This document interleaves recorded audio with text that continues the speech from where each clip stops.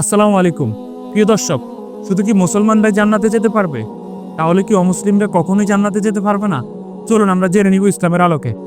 ভাই, আপনি প্রশ্ন করলেন যারা ইসলাম মানে তারা বেহেশতে যাবে, আর যারা ইসলাম মানে না তারা দোজখে যাবে। তার মানে কি মুসলমানরা সবাই বেহেশতে যাবে আর অমুসলিমরা দোজখে যাবে?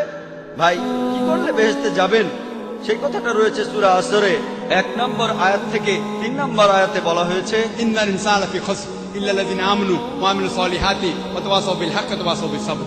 মহাকালের শপথ, মানুষ জাতি অবশ্যই ক্ষতিগ্রস্ত তারা বাদে যারা ঈমান আনে, যারা সৎকর্ম করে, যারা মানুষকে সত্যের উপদেশ দেয় অর্থাৎ দাওয়া, আর যারা মানুষকে ধৈর্যের উপদেশ দেয়। কোন মানুষ বেহেশতে যেতে চাইলে তার 4টা জিনিস লাগবে: ঈমান, বিশ্বাস। ইসলামের স্তম্ভগুলির মধ্যে একটা সৎ পথে কাজ, মানুষকে সত্যের উপদেশ দেয়া, আর মানুষকে ধৈর্যের উপদেশ দেয়া। এই 4টা জিনিসের একটাও বাদ গেলে স্বাভাবিক পরিস্থিতিতে আপনি বেহেশতে যেতে পারবেন না। শুধু আপনার নাম আব্দুল্লাহ, মোহাম্মদ, সুলতান বা জাকির হলে আপনি বেহেশতে যেতে পারবেন না।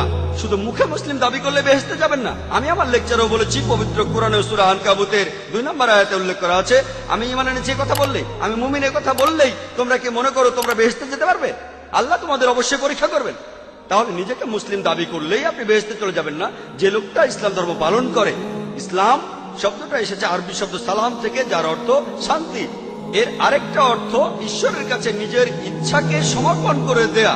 যে লোক আল্লাহর কাছে নিজের ইচ্ছাকে সমর্পণ করে দেয় সেই হলো মুসলিম।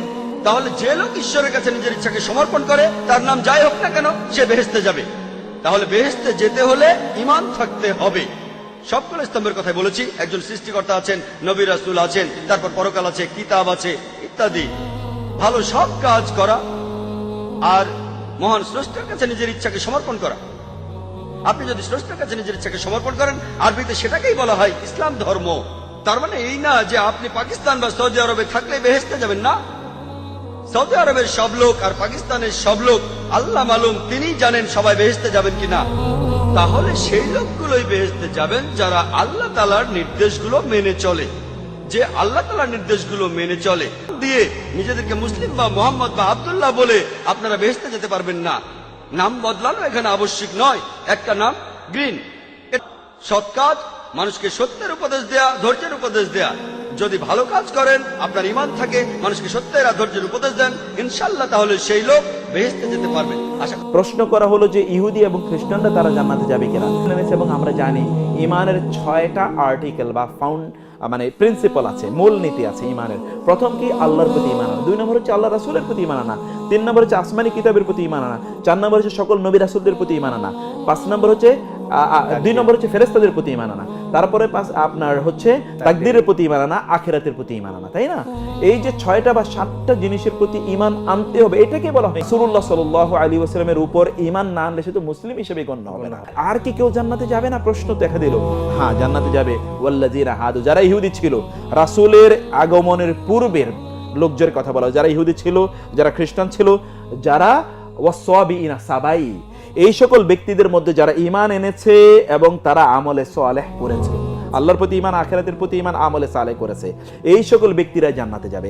জান্নাত মালিকানা একমাত্র আল্লাহ রাব্বুল আলামিনের। জান্নাত রাব্বুল আলামিন কাকে দিবেন না দিবেন এটা আল্লাহ পাকের সিদ্ধান্ত। মানে আল্লাহ পাক কোনো মানুষকে কাউকে জিজ্ঞাসা করবেন না যে অমুককে দিব কিনা বা না দিব কিনা। মানুষকে জিজ্ঞাসা করে আল্লাহ পাক জান্নাত জাহান্নাম দিবেন না। তবে আল্লাহ রাব্বুল আলামিন আমাদের কাছে যে ওহী নাজিল করেছেন, কোরআন দিয়েছেন, আসমানি কিতাব দিয়েছেন, এর মাধ্যমে আল্লাহ পাক স্পষ্ট করেছেন যে ঈমান ছাড়া আল্লাহ পাক কাউকে জান্নাত দিবেন না। জান্নাত পাইতে হলে ঈমান অবশ্যই লাগবে। তো যেহেতু একজন বিধর্মী তার ঈমান নাই, আমরা কোরআন সুন্নাহর আলোকে আল্লাহর ঘোষণা অনুযায়ী আমরা বলবো যে সে জান্নাত পাওয়ার সম্ভাবনা নাই।